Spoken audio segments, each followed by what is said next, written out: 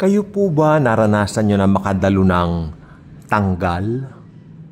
Again, naranasan nyo na bang makadalo o makasaksi ng tanggal? Ano po ba ang tanggal? Sa mga provinces po, hindi na po ako magbabanggit yung probinsyang napuntahan ko, I was so amazed. I was, how about, mga ilang taon lang ako, basta bata pa po ako noon, medyo natakot yung pinsan ko dahil doon po sa tanggal, meron po mga pa-effects. May kidlat, may mga parang punong gumagalaw, yumuyugyog, ano? At yung mga props parang totoo. Ngayon, malamang naiintriga kayo. Ano ba ang tanggal? Ang tanggal ay yung pagkatapos ng 7 palabras, no? Ay ito po ay yung imahen ni Jesus doon sa cross aalisin. Okay? Ang mga tao inaabangan po talaga yan tuwing Biyernes Santo, no? Yung iba ginagawa po sa mas malalaking venue, yung iba naman sa mga simbahan. Ako nasaksihan ko po, we were invited sa isang church, no? At doon po ginawa ang tanggal.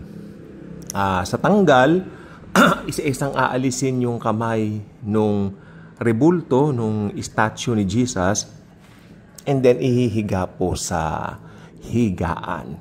Okay? As a believer, syempre, hindi po ako agree doon sa susunod na gagawin doon sa imahen. Hahalikan, kumbaga parang, bibigyan ito ng kakaibang, alam niyo na ibig ko sabihin doon, ako na magsalita, no? Parang pupunasan, ganon-ganon. I'm not agree. Pero sa lahat ng bagay, may gusto kong makita natin. Tanggal. Ibig sabihin, krus na lang ang natira. Itong gusto ko sabihin sa inyo, wala na si Jesus sa cross.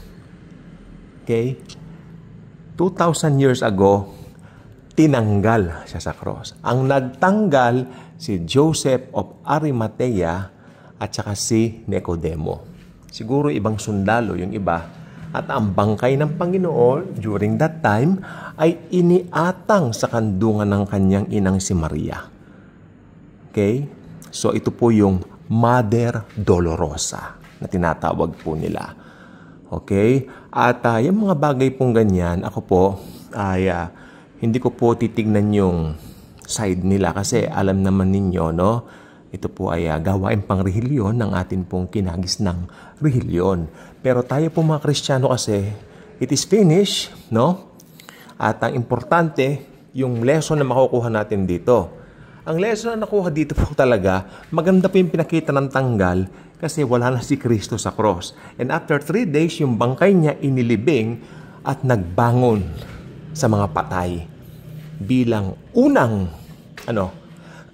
unang nagbangon para susunod po tayo mga believers niya. Amen? Kung si Kristo po, sabi ng Bible, ay hindi nabuhay mula sa mga patay, sabi ng aklat ng Korinto, ang ating faith o pananampalataya ay walang kwenta o walang kabuluhan. Thank you. Thank you, Lord Jesus, dahil nagbangon po kayo sa mga patay at ngayon wala na kayo sa cross. Natanggal kayo sa cross. Tinanggal kayo sa cross and forever wala na kayo doon. Amen? So, nakita ko lang po, in everything may makikita po tayong mga significance na pwedeng i-apply sa buhay Kristiyano. Yes, yun po ay isang practice ng old religion.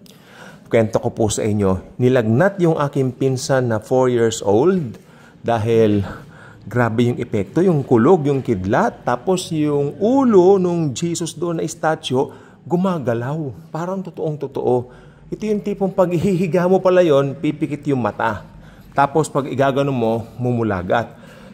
So, that's a very, very big statue. That's why natakot, no?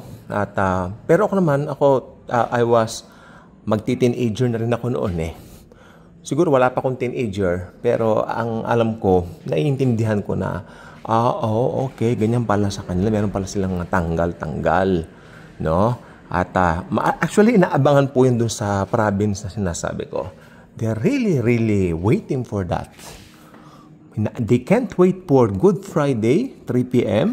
because masasaksihan daw nila ang tanggal. Okay? So, ayun, sinare ko lang tungkol sa tanggal. Dahil natanggal na ang Panginoon sa krus, tayo ngayon ay malaya na at malaya forever. Sabi ng Galatia 5:1. God bless po.